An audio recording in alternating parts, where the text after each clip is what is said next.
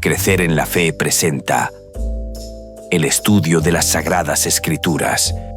Será de mucho provecho para tu crecimiento espiritual. Bienvenido.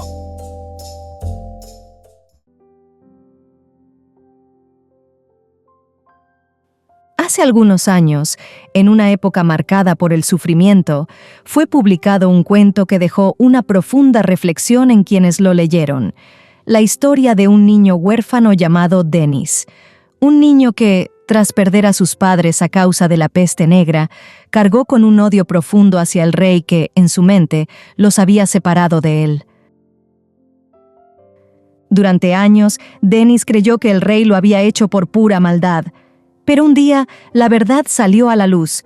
El rey, en realidad, los separó para salvarlos del horror de una peste mortal que asolaba el reino. Su acto, aunque doloroso, fue hecho por amor. Hoy, muchos ven a Dios como Denis veía al rey.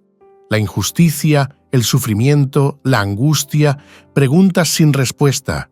¿Dónde está Dios cuando duele, cuando sufrimos? Si Dios es bueno, ¿por qué tanto mal?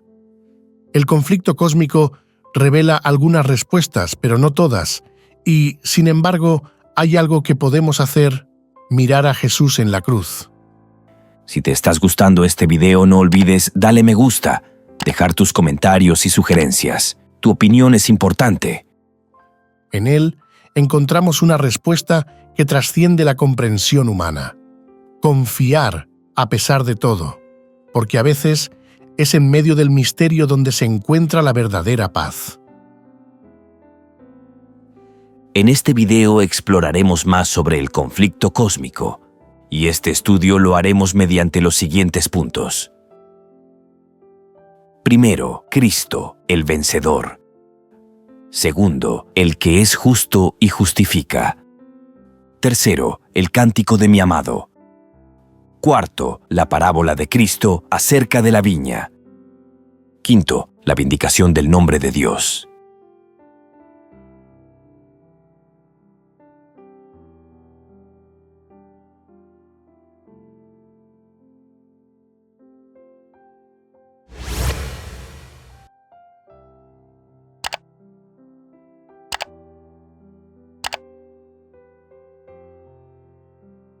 Cristo, el vencedor. En cada rincón de este mundo existe una lucha que muchos desconocen. Un enemigo invisible, un usurpador, el príncipe de este mundo, como lo llama Jesús. Su objetivo es sembrar caos, confusión y sufrimiento por todas partes.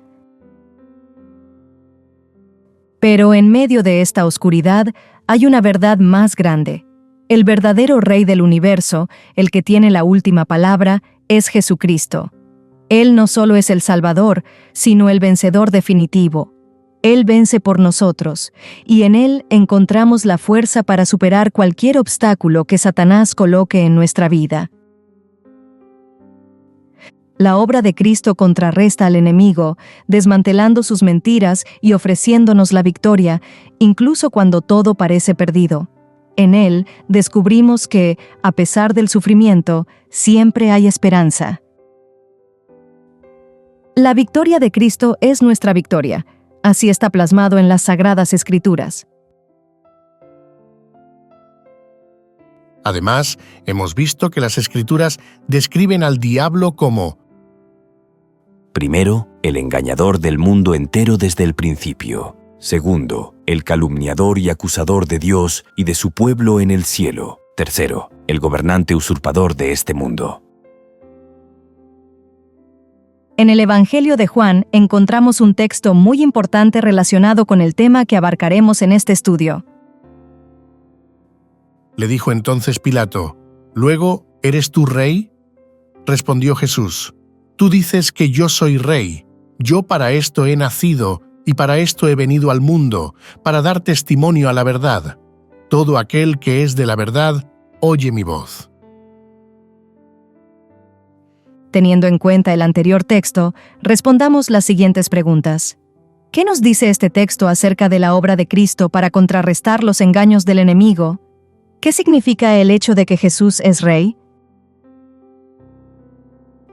Sobre el primer interrogante, ¿qué nos dice este texto acerca de la obra de Cristo para contrarrestar los engaños del enemigo? Es de resaltar los siguientes aspectos. Primero, la obra de Cristo se centra en revelar la verdad. Segundo, la obra de Cristo se opone a los engaños satánicos. Sobre el primer aspecto, la obra de Cristo se centra en revelar la verdad. Jesús se presenta como el testigo de la verdad, algo esencial en el conflicto cósmico entre las fuerzas del bien y del mal. En el contexto del conflicto cósmico, el enemigo de Dios ha sembrado mentiras y engaños en el corazón de la humanidad desde el principio. Estas mentiras incluyen el cuestionamiento de la bondad de Dios, la falsedad sobre el carácter de Dios y las ilusiones de que el hombre puede encontrar la verdad y la vida por otros medios que no sean Dios. Sobre el segundo aspecto, la obra de Cristo se opone a los engaños satánicos. Cristo se opone a estos engaños, pues Él es el que trae la verdad de Dios al mundo. Como Rey, Jesús no solo reivindica la verdad, sino que también establece una guerra espiritual contra las mentiras del enemigo, desmantelando las falsas creencias que oscurecen la realidad divina. En el momento en que Jesús declara que ha venido para dar testimonio de la verdad, Él está señalando que su misión es iluminar las oscuridades del engaño que el enemigo ha traído sobre la humanidad. Sobre el segundo interrogante, ¿qué significa el hecho de que Jesús es Rey? Podemos decir que el hecho de que Jesús se declare como Rey tiene un profundo significado en el contexto del conflicto cósmico y en la teología bíblica. Aquí se resaltan tres aspectos importantes. Primero, Jesús es Rey en un sentido espiritual y eterno. Segundo, Jesús, como Rey, está en control de la historia. Tercero, la realeza de Jesús se asocia con el fin del conflicto cósmico. sobre el primer aspecto, Jesús es Rey en un sentido espiritual y eterno. Jesús es Rey, no en un sentido terrenal o político. Jesús es el Rey del reino de Dios, un reino no de este mundo, sino un reino espiritual que está basado en la verdad, la justicia y el amor. Sobre el segundo aspecto, Jesús, como Rey, está al control de la historia. Jesús lidera a su pueblo en la lucha contra las fuerzas del mal, representadas por el enemigo. Su realeza se afirma en su victoria en la cruz, donde, aunque aparentemente derrotado, vence al pecado, a Satanás y a la muerte. Jesús es un rey que gobierna con autoridad divina, no por medios coercitivos, sino a través del poder de la verdad y el amor. Sobre el tercer aspecto, la realeza de Jesús se asocia con el fin del conflicto cósmico. Al declarar que es rey, Jesús establece que el reino de Dios es más grande y eterno que cualquier reino terrenal. Él ha venido para contrarrestar el reino del enemigo y traer a la humanidad al reino de la verdad, un reino que se extenderá hasta el fin de los tiempos y culminará con la restauración final de todas las cosas. El estudio de hoy nos deja 3 lecciones espirituales. Primero, la verdad de Cristo es nuestra protección contra el engaño de Satanás. Jesús vino al mundo para testificar la verdad y oponerse a las mentiras de Satanás. Como creyentes, debemos aferrarnos a Cristo, quien es la verdad, para protegernos de las distorsiones del enemigo y vivir según su verdad. Segundo, la cruz es la evidencia definitiva de la justicia y el amor de Dios. A través de su sacrificio en la cruz, Jesús mostró la justicia y el amor de Dios, refutando las mentiras de Satanás. Aunque el enemigo nos haga sentir culpables, la cruz nos recuerda el amor de Dios y la justicia de Cristo, asegurando nuestra salvación sin condenación. Tercero, vivir en la victoria de Cristo y esperar el triunfo final sobre el mal. Satanás, aunque activo, es un enemigo derrotado por Jesús, quien destruirá su reino y reinará para siempre. Este conocimiento nos da esperanza, pues la victoria de Cristo es segura. Vivir en esa victoria significa reclamar lo que Cristo hizo por nosotros, confiando en que el mal será vencido y que en Él somos más que vencedores.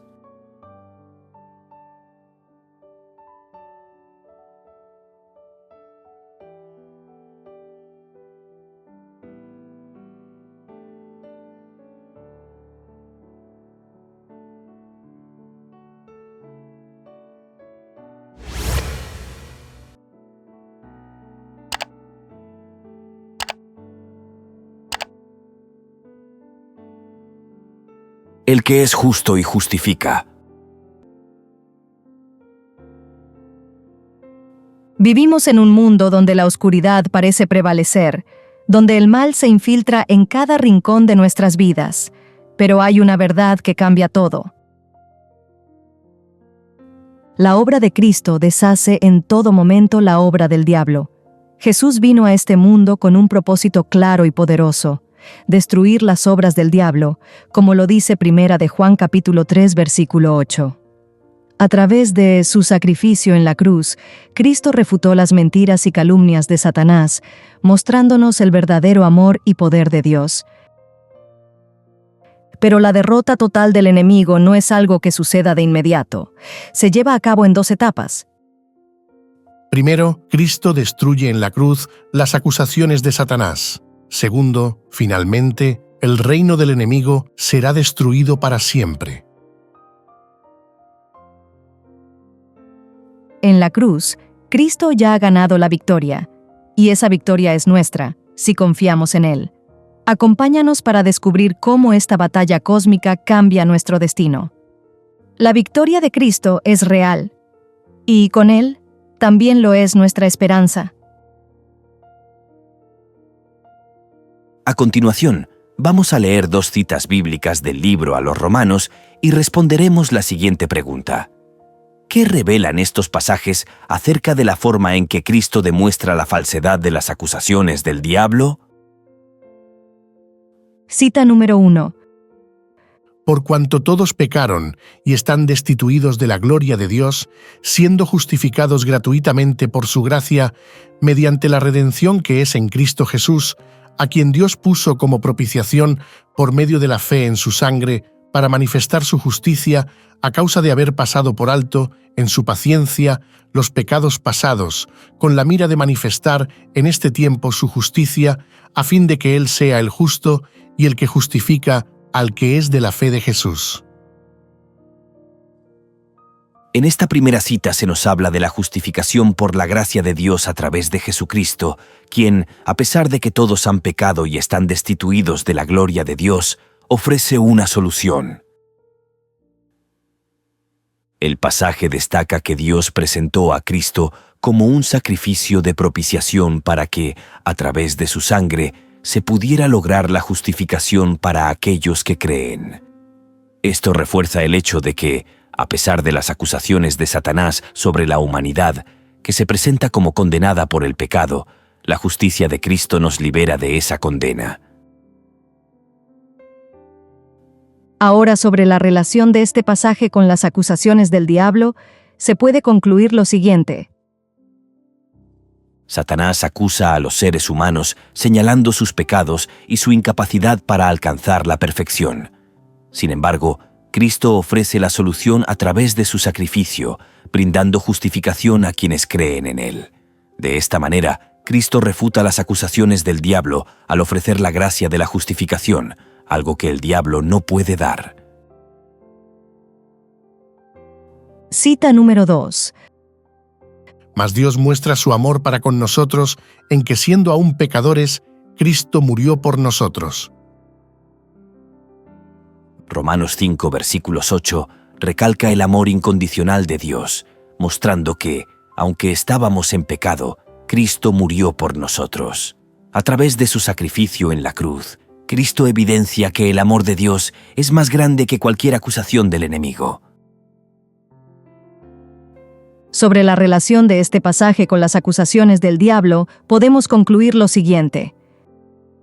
Satanás intenta hacernos sentir culpables e indignos al señalar nuestros defectos y pecados, pero el sacrificio de Cristo muestra que el amor de Dios no depende de nuestras obras, sino de su gracia. Este acto de amor refuta las mentiras del diablo y nos asegura que no hay condenación para los que estamos en Cristo Jesús, desmintiendo las acusaciones de que somos desechados por nuestros pecados. Aquí Pablo refuerza el mensaje central del Evangelio. La salvación es un regalo de gracia que no depende de las acciones humanas, sino de la obra redentora de Cristo.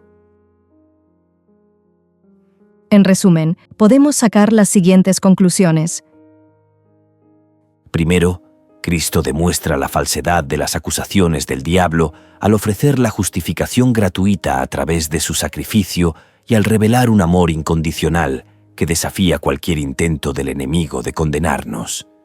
La cruz no solo desmiente las calumnias de Satanás, sino que también revela la gracia y la justicia de Dios, que anulan el poder del pecado y de la condena. Segundo, el enemigo, Satanás, afirma que Dios no es plenamente justo y amoroso. Sin embargo, Dios proveyó en la persona de Cristo la máxima manifestación de la justicia y el amor divinos, y lo hizo por medio de la cruz. El pensamiento inspirado dice sobre este tema lo siguiente. Después de la muerte de Jesús, Satanás vio que su disfraz le había sido arrancado. Su administración quedaba desenmascarada delante de los ángeles que no habían caído y delante del universo celestial.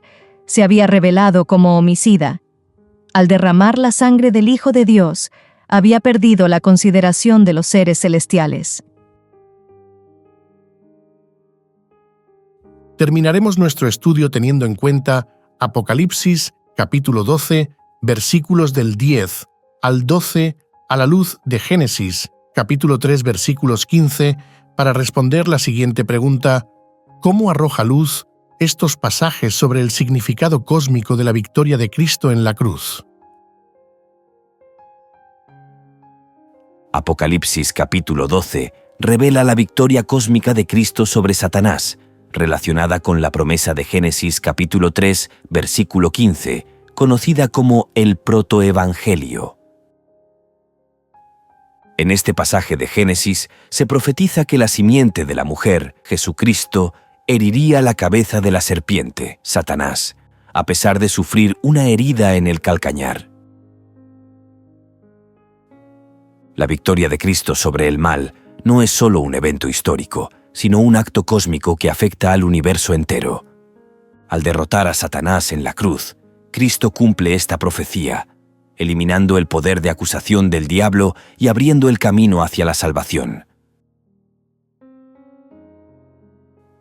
Este estudio nos deja la siguiente lección espiritual. El sacrificio de Cristo en la cruz no solo nos ofrece perdón, sino que también asegura la victoria final sobre Satanás y el mal. La victoria de Cristo nos recuerda que, a pesar de las acusaciones y ataques del enemigo, nuestra salvación está segura en Cristo.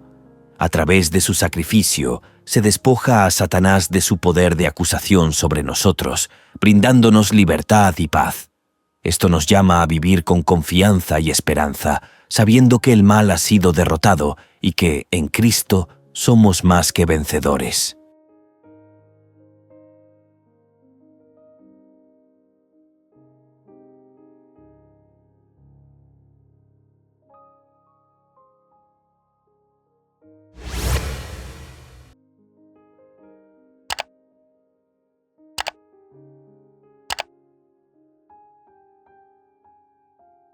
El cántico de mi amado. En medio de un conflicto que trasciende nuestra comprensión, Dios ha manifestado su amor y su justicia de maneras sorprendentes. Un amor tan profundo que no impone, sino que respeta la libertad. Pero en este vasto escenario cósmico surgen preguntas inquietantes. ¿Debería Dios haber hecho más para prevenir el mal? ¿Por qué permitió que el sufrimiento existiera? La verdad es que el conflicto cósmico, más allá de lo que vemos, tiene sus raíces en el respeto que Dios tiene por el libre albedrío. El amor perfecto no puede existir sin libertad, y sin ella, una relación genuina con Dios sería imposible.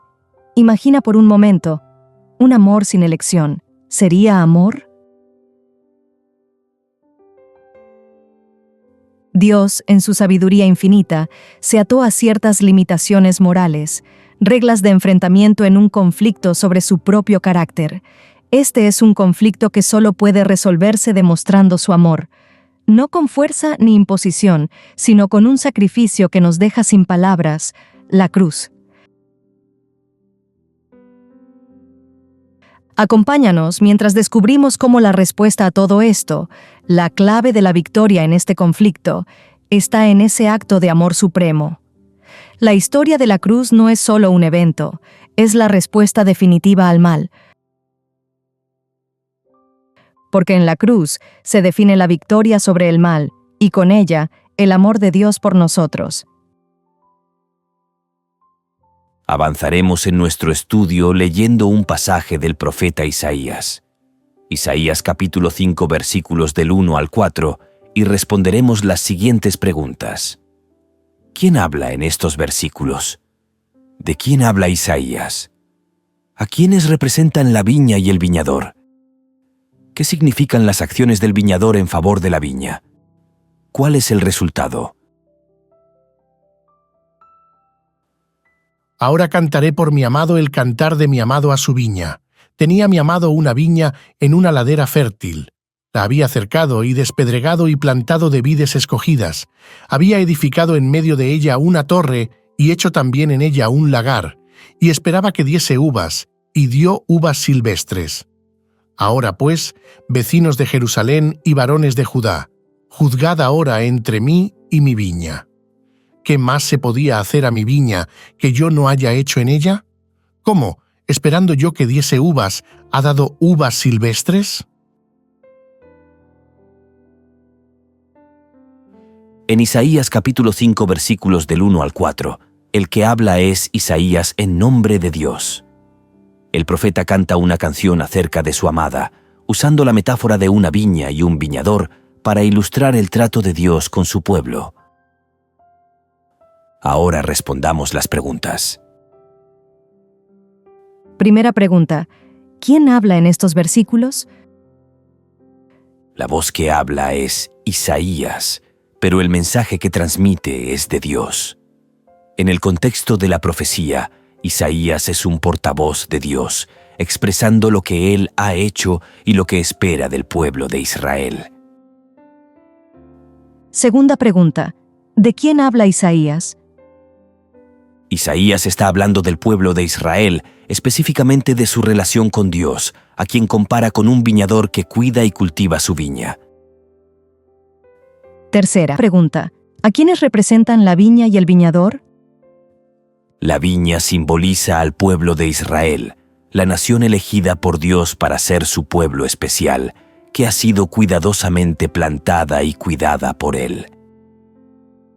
El viñador es Dios mismo, quien cuida y cultiva la viña, brindando todo lo necesario para que ésta crezca y produzca frutos. Cuarta pregunta. ¿Qué significan las acciones del viñador en favor de la viña? Las acciones del viñador reflejan el cuidado y la atención con que Dios ha tratado a Israel. Él les proporcionó todo lo necesario para su prosperidad y crecimiento. Plantó la viña en un terreno fértil, rodeándola con protección, la cultivó con esfuerzo, le construyó una torre y una prensa para el vino. Todo esto simboliza la provisión divina, el amor y la paciencia con los cuales Dios ha cuidado a su pueblo. Quinta pregunta. ¿Cuál es el resultado? El resultado de todo este cuidado es que la viña no ha dado frutos buenos, sino uvas silvestres o malas. Esta es la frustración de Dios. Él hizo todo lo necesario para que Israel fuera un pueblo justo y obediente, pero el pueblo ha rechazado su cuidado y ha producido corrupción y pecado en lugar de justicia y rectitud.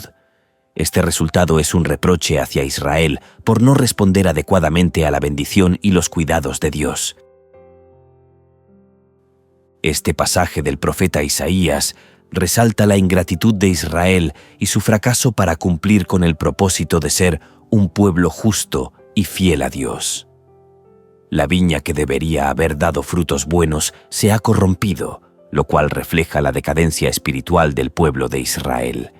El mensaje implícito es que, aunque Dios ha provisto todo lo necesario para que Israel prospere, el pueblo ha preferido seguir caminos de maldad, lo que traerá consecuencias graves. Este estudio nos deja la siguiente lección espiritual. Este pasaje nos recuerda la importancia de la responsabilidad y la fidelidad en nuestra relación con Dios.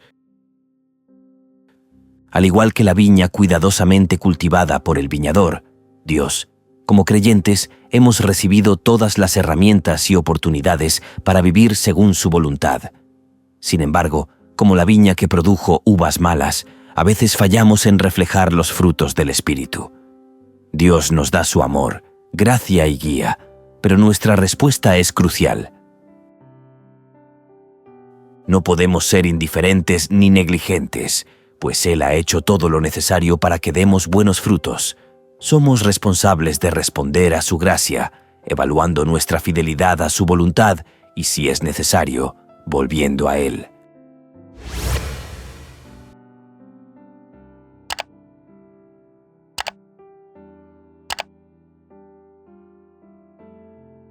La parábola de Cristo acerca de la viña. Imagina una viña, cuidadosamente cultivada, protegida por manos amorosas. Un lugar donde cada vid, cada fruto, fue sembrado con un propósito. Esta es la historia de un viñador y su viña, una historia que comienza con esperanza, pero que pronto se tiñe de dolor y traición. Hace mucho tiempo, un profeta llamado Isaías cantó sobre esta viña. Era un canto de amor, pero también de desilusión. Años después, Jesús retomó esa misma historia y le dio un giro que nos hace reflexionar profundamente.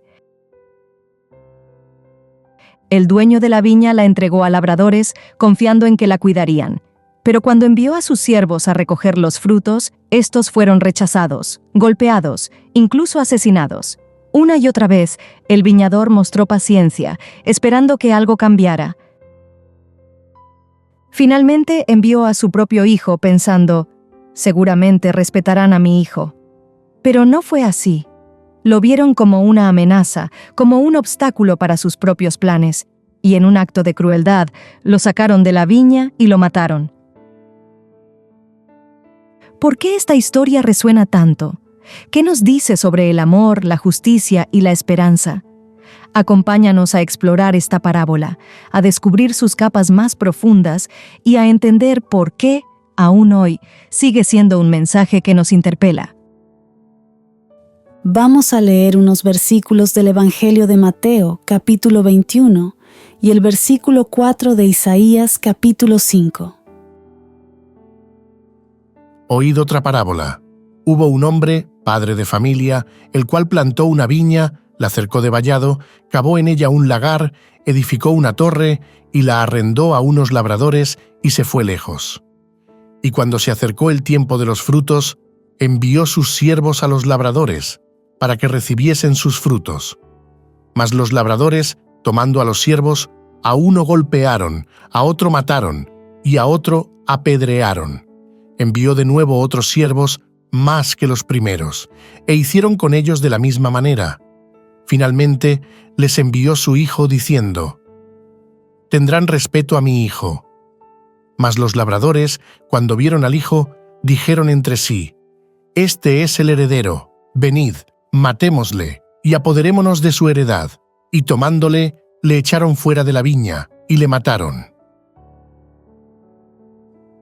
Ahora leamos el texto del profeta Isaías. ¿Qué más se podía hacer a mi viña que yo no haya hecho en ella? ¿Cómo, esperando yo que diese uvas, ha dado uvas silvestres? Teniendo en cuenta los anteriores textos bíblicos, respondamos, ¿Qué más se podía hacer a mi viña que yo no haya hecho en ella? En Mateo capítulo 21, Jesús cuenta la parábola de los arrendadores malvados, que refleja directamente la situación descrita en Isaías capítulo 5, versículo 4. En ambos textos, la viña representa al pueblo de Dios. Y el viñador, que cuida y siembra la viña, es Dios mismo. La pregunta de Isaías 5, versículo 4. ¿Qué más se podía hacer a mi viña que yo no haya hecho en ella? Subraya varios aspectos. Primero, el asombro de Dios. El asombro ante la ingratitud y el rechazo de su pueblo, a pesar de todo lo que Él ha hecho para protegerlo y hacerlo fructificar. Segundo, cuidado y provisión constante. En la parábola, el dueño de la viña hace todo lo necesario para que la viña sea productiva. Él plantó la viña, la rodeó de una cerca, construyó un lagar y una torre para protección. Dios proporcionó todos los recursos necesarios para que su pueblo tuviera éxito espiritual. De manera similar, en la parábola de Jesús, el viñador envió a sus siervos y finalmente a su hijo, lo que indica que Dios no escatimó esfuerzos para buscar la fidelidad de su pueblo. Tercero, llamados a la obediencia a través de los profetas. A pesar de haber enviado siervos, los profetas, que representaban su palabra, y ser rechazados y maltratados, Dios no dejó de hacer todo lo posible para restaurar la relación con su pueblo. Él ofreció paciencia y oportunidades continuas para el arrepentimiento.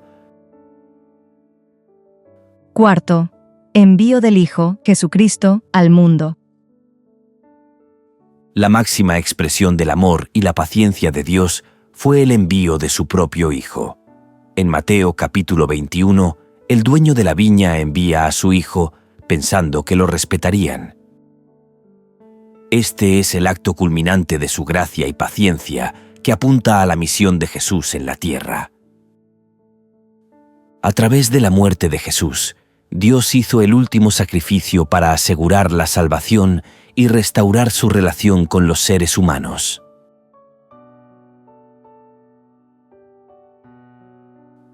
Este estudio nos deja la siguiente lección espiritual. Dios ha hecho todo lo posible para salvarnos. Desde la creación hasta el sacrificio de su propio Hijo en la cruz, Él ha demostrado su amor y justicia de manera incuestionable. Este acto de sacrificio no solo refleja su deseo de salvarnos, sino también su respeto por la libertad que nos da para elegir. La tragedia del rechazo de su amor y gracia, especialmente por parte de los líderes religiosos, nos recuerda que la respuesta a su llamado es nuestra decisión. Dios ha hecho todo lo necesario para nuestra salvación, pero la clave está en cómo respondemos a su oferta. La cruz nos muestra el profundo sufrimiento que el pecado causa, incluso a Dios mismo, quien, por amor, soportó todo por nuestra libertad. Esto nos llama a reflexionar sobre nuestra relación con Él, el respeto por su sacrificio y a responder con gratitud, obediencia y amor genuino. Cuando enfrentemos dificultades o tentaciones, recordemos que Dios dio lo más precioso que tenía y por medio de su sacrificio nos da la oportunidad de vivir en libertad y amor verdadero.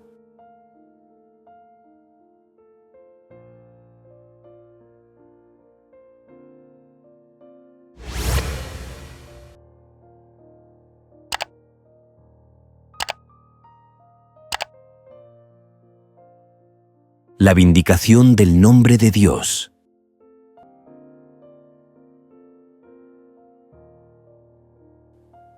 La justicia y el amor de Dios han sido puestas a prueba a lo largo de la historia. En medio del conflicto cósmico, muchos se han cuestionado: ¿es Dios justo? ¿Realmente Él es el autor de todo lo bueno que existe? A lo largo de las Escrituras encontramos respuestas profundas, especialmente en Romanos capítulo 3 y en el profeta Isaías. A través del sacrificio de su Hijo, Jesucristo, en la cruz, Dios mostró la perfección de su justicia y amor. Romanos nos hablan de un amor que no solo perdona, sino que también respeta la justicia de Dios. En este acto de sacrificio, Dios revela que no hay contradicción entre su amor infinito y su justicia perfecta. En Isaías capítulo 5, vemos cómo Dios, en un acto asombroso de humildad, invita a su creación a juzgar su carácter.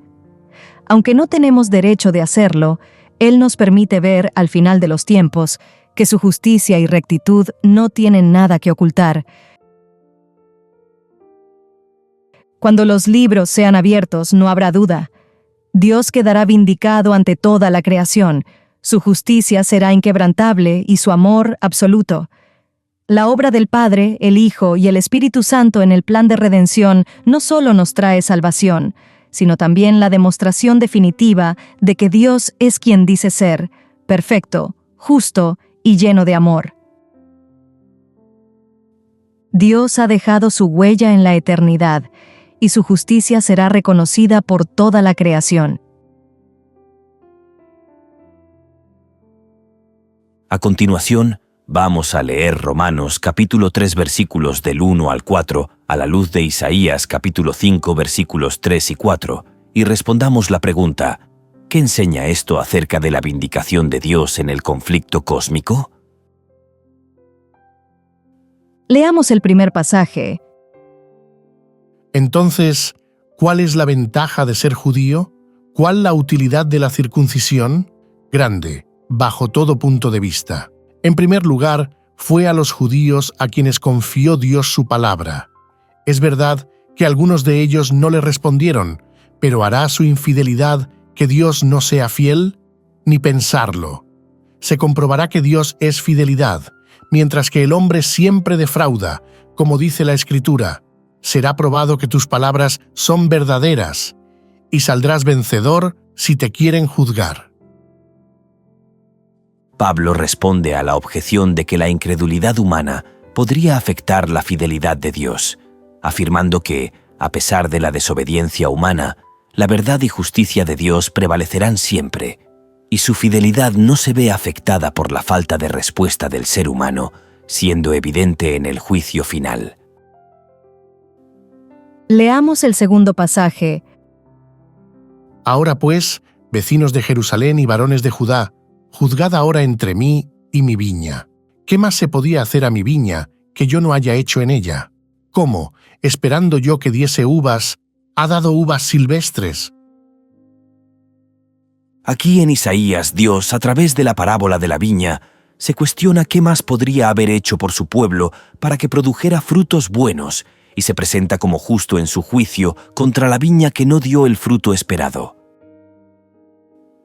En cuanto a la pregunta relacionada con las lecciones sobre la vindicación de Dios en el conflicto cósmico, se resaltan los siguientes aspectos. Primero, la fidelidad de Dios es incuestionable. Segundo, Dios ha hecho todo lo posible para la salvación. Tercero, el juicio final revelará la justicia de Dios. Sobre la fidelidad de Dios es incuestionable, se observa que, aunque los seres humanos fallen o no respondan adecuadamente, la fidelidad y justicia de Dios no se ven afectadas. A pesar de que el pueblo de Israel, en Isaías, no respondió como se esperaba, Dios mostró paciencia, amor y misericordia, pero también es justo en su juicio. Sobre el segundo aspecto, Dios ha hecho todo lo posible para la salvación. Podemos decir que, al igual que en la parábola de Isaías, donde Dios hizo todo lo necesario para que su viña produjera frutos buenos, Dios ha provisto todo lo necesario para nuestra salvación a través de Jesús. El sacrificio de Cristo es la evidencia máxima de que Dios ha hecho todo lo que podía hacer. sobre el tercer aspecto, el juicio final revelará la justicia de Dios. Se aprecia que, así como en Isaías, donde Dios pide que se juzgue su acción, al final del conflicto cósmico, Dios será vindicado ante toda la creación. A través de la cruz, Él demuestra que la justicia y el amor no son opuestos, sino que se cumplen perfectamente. En resumen, la fidelidad de Dios es inquebrantable y su justicia será vindicada en el juicio final, en el que se revelará su perfecto carácter y sus acciones, aun cuando algunos humanos no respondan como Él espera. Los pasajes de Apocalipsis capítulo 15, versículo 3 y Apocalipsis capítulo 19, versículos del 1 al 6 muestran la vindicación final del nombre de Dios, resaltando su justicia, soberanía y perfección. En Apocalipsis capítulo 15, versículos 3, los redimidos y los ángeles alaban a Dios por sus justos caminos, reconociendo su carácter y acciones como justos y verdaderos. La liberación de Israel en el Éxodo se refleja en la liberación cósmica de la humanidad del pecado a través de Dios. En Apocalipsis capítulo 19, versículos del 1 al 6, la multitud celestial celebra la soberanía de Dios, proclamando que todos sus juicios son justos y celebrando su victoria definitiva sobre el mal. La vindicación de Dios está presente en la proclamación de su reinado eterno y justicia perfecta. Dios se preocupa por su nombre porque el amor genuino requiere confianza. A lo largo de la historia, especialmente en la cruz, Dios ha vindicado su carácter mostrando su amor y justicia. En el juicio final, los redimidos comprenderán las decisiones de Dios, reconociendo que todas fueron justas y amorosas, y todos confesarán a Jesús como Señor. Si te estás gustando este video, no olvides darle me gusta, dejar tus comentarios y sugerencias. Tu opinión es importante. Del estudio de hoy podemos extraer la siguiente lección espiritual. La importancia de confiar plenamente en la justicia, soberanía y amor de Dios, incluso cuando enfrentamos pruebas y dudas. A lo largo de la historia, Dios ha demostrado ser fiel a su carácter y a través del sacrificio de Cristo en la cruz, ha vindicado su nombre, mostrando que sus decisiones siempre son justas y llenas de amor.